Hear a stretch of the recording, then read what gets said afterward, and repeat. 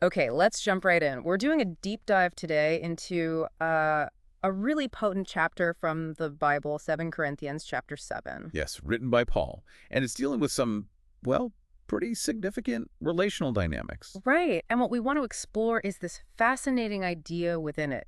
How, tackling difficult truths, working through conflict, and even experiencing a certain kind of sorrow can lead to, believe it or not, stronger connections and confidence. hmm What can we actually learn from how they navigated these tough emotions? It's quite relevant. It really is. So where does chapter 7 kick off? Well, interestingly, it starts with this call, building on what came just before, urging them to purify ourselves from everything that contaminates body and spirit, perfecting holiness out of reverence for God. So like a call to integrity to get things right internally and externally before diving into the relational stuff. Exactly, setting a foundation of sincerity, you could say. Okay, because right after that, it gets very personal, doesn't it? He pleads, make room for us in your hearts. Yes. And you immediately sense there's been some pushback, some accusations. He has to defend himself. We have wronged no one. We have corrupted no one. We've exploited no one. You can almost hear the strain there. Real friction. Definitely. But then, almost in the same breath, he pivots to this incredibly deep affection. It's quite the contrast. How does he phrase that? He says, I do not say this to condemn you, clarifying his motive, and then you have such a place in our hearts that we would live or die with you. Yeah. That's intense. Yeah. Live or die with you would also make room for me. And didn't he also mention confidence? He did. He follows up with, I have great confidence in you. I take great pride in you. So it's this mix, defensiveness, deep love, pride, hurt. It's complex, like real relationships often are. Absolutely. And Paul himself wasn't having an easy time. He admits it, right? Something about being harassed. Yeah, he says he was harassed at every turn, conflicts on the outside, fears within. He's clearly under immense pressure. Sounds rough. But then things shifted. They did. Comfort arrived. Specifically, through a guy named Titus showing up. Just Titus being there? Well, partly that, but mostly the news Titus brought back from Corinth, from the very people Paul was writing to. News about how they reacted to an earlier letter he'd sent. Ah, okay. A previous difficult letter. I remember reading that. And their reaction was positive. Very. Titus reported their longing for me, your deep sorrow, your ardent concern for me. Hearing this, Paul says, turned his own trouble into overwhelming joy. So the difficult letter, the one that caused pain, actually worked. It did. And Paul addresses the pain directly. He says, yeah, the letter hurt them. He even regretted sending it for a moment, but only for a little while. Why only a little while? What changed his mind? Because, he says, their sorrow wasn't just pointless pain. It led you to repentance.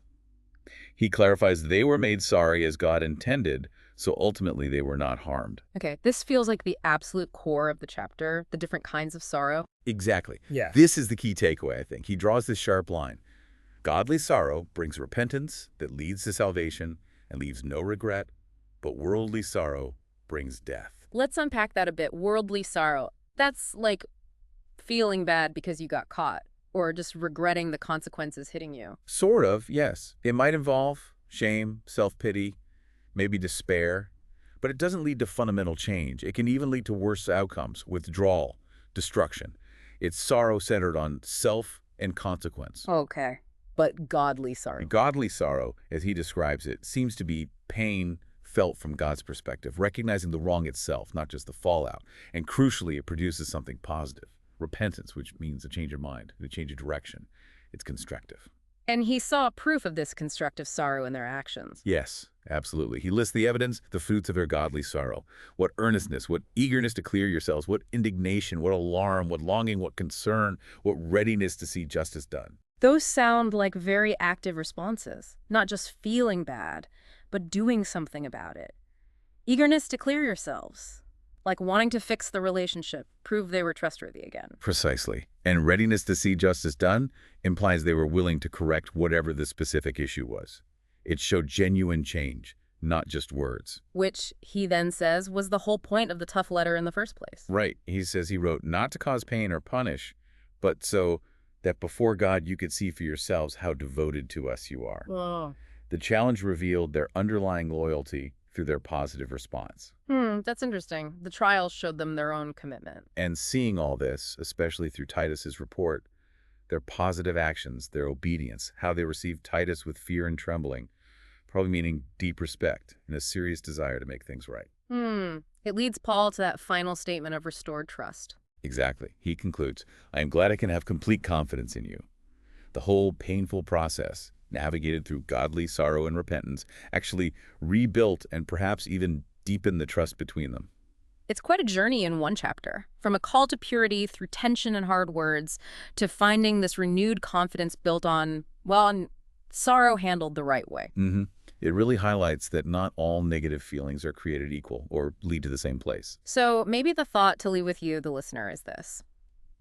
Reflecting on this difference between godly sorrow that leads to life and worldly sorrow that leads to death, how might really understanding the source and the potential purpose behind your own difficult emotions change how you react to them? Yeah, what kind of sorrow are you experiencing when things get tough? And maybe more importantly, where is it actually leading you?